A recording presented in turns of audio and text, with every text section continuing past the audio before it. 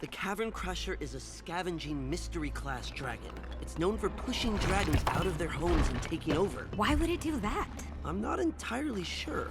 Warmth, shelter, protection? I find it hard to believe a dragon that big would need protection. That's why the Queen came to us for help. She couldn't get it out of here all by herself. Blah, blah, blah. We found the culprit. Now let's get to work and amspray this ergandry. Stall out! I wouldn't...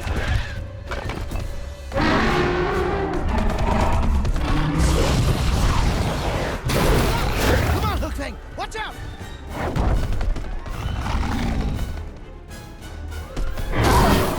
Are there two of them? Nope. Extremely fast. Especially for a dragon that big. This leg! Get him, bud!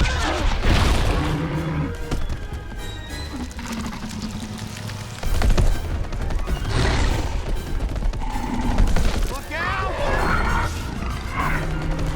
Oh, no, you don't.